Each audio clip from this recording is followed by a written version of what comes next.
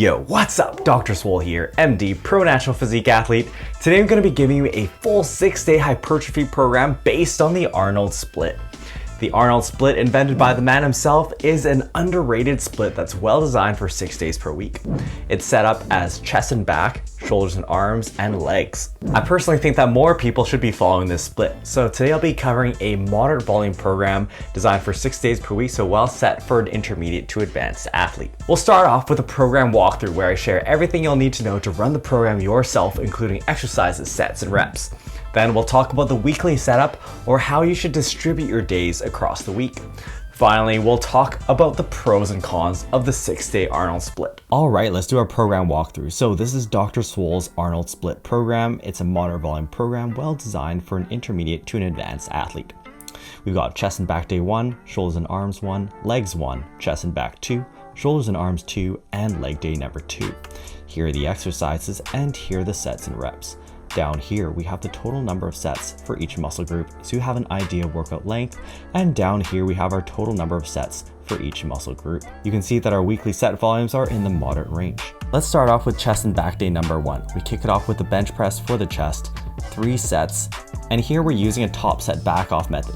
This is my notation, so you start off with one heavy set of 3 to 5 reps, then you drop the weight and you do 2 more sets of 5 to 8 reps. Top set back offs are a great way to incorporate a little bit of strength work while still accumulating volume with lighter weights later on. Next, we have cable rows for the back, 3 sets of 6 to 10. After that, machine flies also for the chest, 3 sets of 10 to 15. Then we have chest supported rows for the back, 3 sets of 6 to 10. Following that, single arm pull downs for the back, 2 sets of 10 to 15. These are basically single arm lat pull downs. Just make sure you position yourself on the seat so that you get a really good line of pull for your lats. Finally, we wrap it up with cable upright rows for the side delts, 3 sets of 8 to 12. Going on to shoulders and arms day number 1, we start off with barbell overhead press. We've got 3 sets, and again we're using a top set back off method here. 1 top set of 5 to 8 reps, and then 2 more back off sets of 5 to 8 reps. Then we have easy bar curls for the biceps, 3 sets of 6 to 10. Following that, we have overhead cable extensions for the triceps, 3 sets of 8 to 12. And I'll always try and include some type of overhead extension movement, whether that's with a cable or with skull crushers for your tricep, and this is to put a stretch on the long head. Then we have Bayesian curls for the biceps, 3 sets of 8 to 12, and these are a single arm curl where you have your arm behind your body to get a stretch in the long head. And then dumbbell lateral raises for the side delts, 3 sets of 8 to 12. After that, cable press downs for the triceps as well, 3 sets of 8 to 12. And finally, cable lateral raises for the side delts, 2 sets of 8 to 12. I'll note here that you can superset your overhead press and your easy bar curls, your cable extensions and your Bayesian curls, and your cable press downs and cable lateral raises. The Arnold split lends itself really well to antagonist supersets like these. Press downs and lateral raises aren't exactly antagonist supersets, but they're still supersets using exercises that don't interfere with each other, so you won't be sacrificing any productivity. Then we move on to leg day number 1, and we start off with a squat for the quads. 3 sets, and again we're using a top set back off method, 1 top set of 3 to 5 reps, followed by 2 back off sets of 5 to 8 reps. Then we have Romanian deadlifts for the glutes and hamstrings, 2 sets of 6 to 10. After this, we have leg press for the quads, 3 sets of 8 to 12, and you can superset these with leg press calf raises, 5 sets of 8 to 12. After that, we have lying leg curls for your hamstrings, 2 sets of 8 to 12, and finally leg extensions for the quads,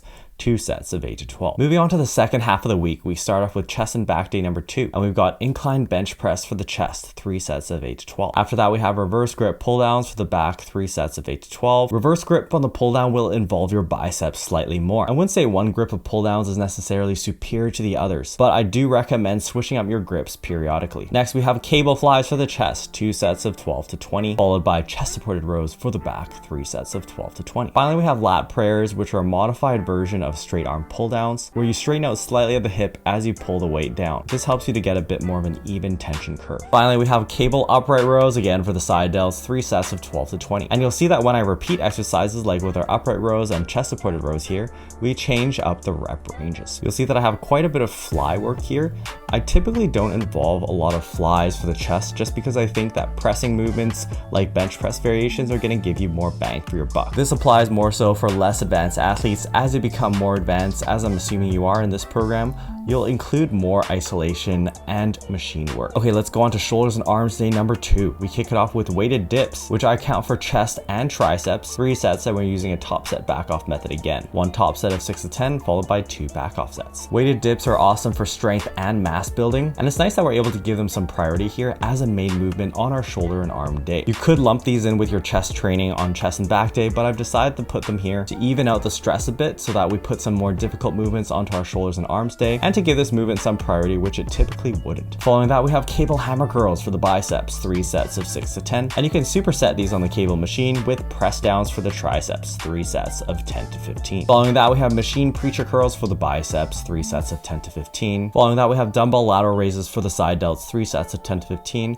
and cable lateral raises also for the side delts, 2 sets of 12 to 20. You'll see that I include lots of side delt work in my programs, and this is because I think the side delts really do benefit from more volume, and a lot of people aren't doing enough. Side delts are one of the most important muscles for building an aesthetic physique, and they really do benefit from higher volumes. Finally, we have leg day number 2, so deadlifts, and we have 1 top set of 3 to 5 followed by 2 back off sets of 5 to 8. I'll leave you to choose your deadlift stance. Either sumo or conventional would work here. Then we have hack squats for the quads, 3 sets of 8 to 12 followed by Smith machine single leg squats. These are basically like a standing lunge on the Smith machine. I count them for quads and glutes and hamstrings, and they're a nice lower fatigue alternative to lunges. This is something you would consider when you increase the stabilization like from machines in this kind of movement. This can be helpful for more advanced athletes where fatigue is a big issue, or if you're in a more extreme phase of dieting where fatigue becomes a big issue. Next, we have seated leg curls for the hamstrings, 2 sets of 12 to 20, and finally leg extensions for the quads, 2 sets of 12 to 20. We wrap up with machine calf raises for the calves, 5 sets of 10 to 15. I want to point out that your arms are getting trained 4 times per week here. They get trained directly on your shoulders and arms days,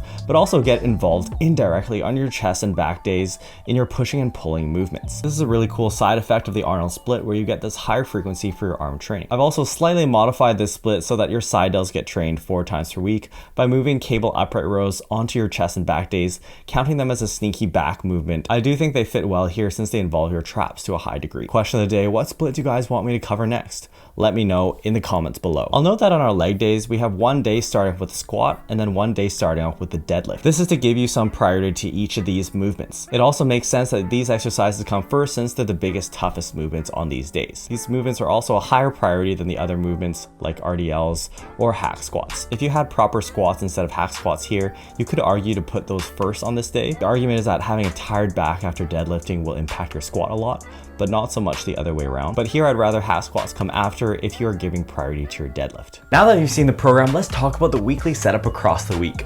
Here's my preferred setup. So we start off with chest and back day 1, shoulders and arms 1, legs 1, then go on to chest and back 2, shoulders and arms 2, legs 2, and rest. First of all, the Arnold split works really well for 6 days in the week because that gives you a built-in at least twice per week frequency for each muscle group, which is my typical starting recommendation for most people. In terms of the ordering of the days, when you have chest and back and shoulders and arms back to back, it's better that your arm training comes after your chest and back training. This is because if you have sore triceps and biceps from a shoulder and arm day, going into your chest and back day, you may impact your pushing and pulling movements because your biceps and triceps are involved secondarily in your major chest and back compounds. I'll also note that if chest and back are going to come back to back, it's better usually that chest comes first. And in terms of global development, a chest day is probably more important. Also, having fatigued delts going to a chest day may impact your pressing performance, but not so much the other way around. You'll notice that our shoulder and arm day does a nice job of splitting up our back and leg training. This allows us to spread out our axial fatigue. Axial fatigue comes into play when you load the spine heavily. This is typically involved in heavy rowing and barbell leg movements. So you want to spread out your leg and back training as much as possible.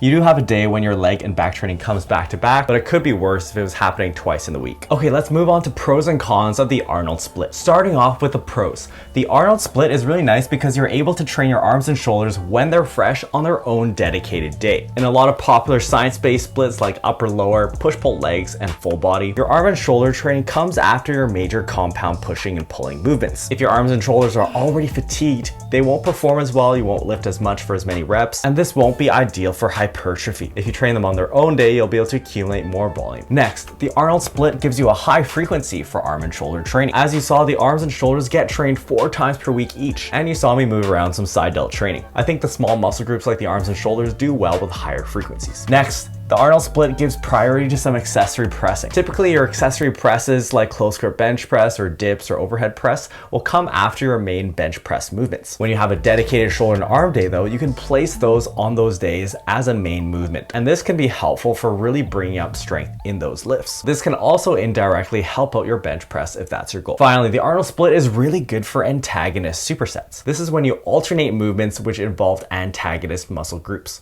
like chest and back and biceps and triceps. Antagonist supersets are a great way to reduce training time without sacrificing productivity. I typically recommend trying to use these whenever possible. Okay, let's talk about cons of the Arnold split. First of all, your chest and shoulder training comes back to back, and this is probably the biggest criticism of the Arnold split. I will note, however, that with intelligent auto-regulation as well as exercise selection, you probably won't find this to be that much of an issue. But if you have pre-existing shoulder problems, you might find that this exacerbates it. I recommend just trying this out and seeing for yourself. Next, the Arnold split has suboptimal fatigue distribution. It's already pretty decent since you're spreading your training out over 6 days across the week, but you will notice that the leg day is significantly harder than your shoulders and arms day. Still, this isn't as bad as something like a bro split where you have a dedicated arm day and then a full leg day. All in all, the Arnold split is a great setup for 6 days per week, and in my opinion, better than push-pull legs in some major ways. The emphasis on shoulders and arms is going to be really good for anyone who wants to bring up those muscle groups, which applies to a lot of naturals. Now, I will be sharing the full program as laid out in an Excel file in my Facebook group. So if you haven't already joined the group, find the link in the description below, join the group, and you can download the program for free. If you want to see another example of the Arnold split, check out this video where I share another full 6-day hypertrophy program like this, which is slightly higher volume. Make sure you subscribe to the channel, and we'll see you next time.